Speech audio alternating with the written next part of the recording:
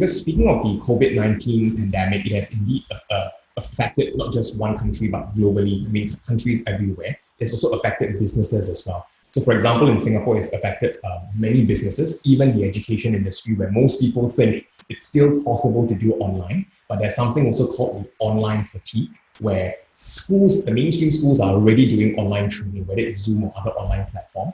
But when enrichment centers come in and do online as well, students do experience a little bit of online fatigue. So it's not like we can just move 100% online. There'll be about 20 to 30% of the students who will choose to pause and then move on when physical classes resume. So I just want to know what sort of impact has a COVID-19 pandemic created for example, for your business?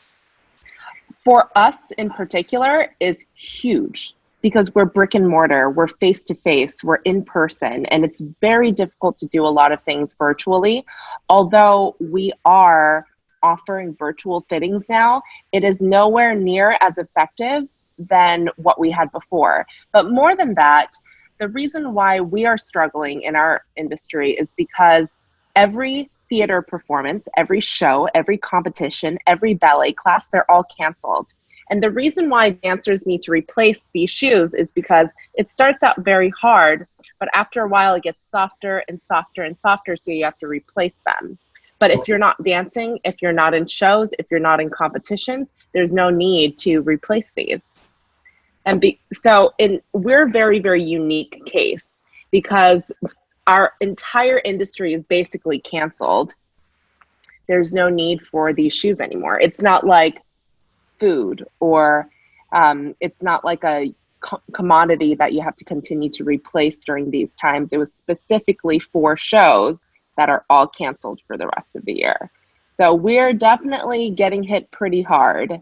But we're still very optimistic. We are offering, like I said, I'm still with that mindset that you have to continue to give and show value. So what we started to do on our platform is on our Instagram page, we started to host these ballet classes by famous ballerinas or friends that we have. And we're continuing to give free ballet classes to our audience so that they can feel some kind of normalcy. But what you said, Darren, I think is really interesting, the online fatigue. And I'm sure that's something that is spreading here as well, but I welcome that because I'm hoping that when this is all over and when we get through all of this, then people would want to crave human contact, the in-person thing. So all of the other businesses that rely on those in-person contact, they'll bounce back quickly. Correct. And I fully agree with you too, because we often share with our clients as well that when it comes to communication, it's still certainly really important. And they can take this opportunity while they are staying at home to work on developing themselves, whether it's in communication or in other sort of like soft skills. They can still look towards improving so that when the recovery curve hits, they're able to ride the wave, to be the first out of the gate, so to speak.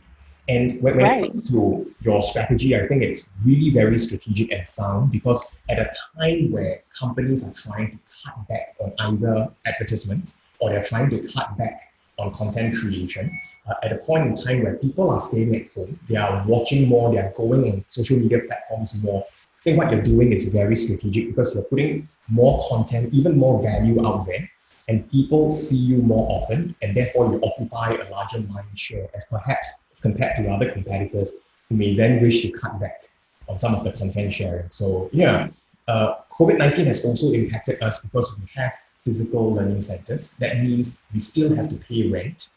We still have to pay our staff as well. And in Singapore, we know that in different countries, different governments, they provide different sort of assistance. So like, for example, in Singapore right now, businesses are being provided with up to maybe 75% of subsidies or support in terms of wages for the local employees. And then for rent, depending on whether it's a private landlord or a landlord that is a government agency, and then they will be able to give some kind of rental rebate.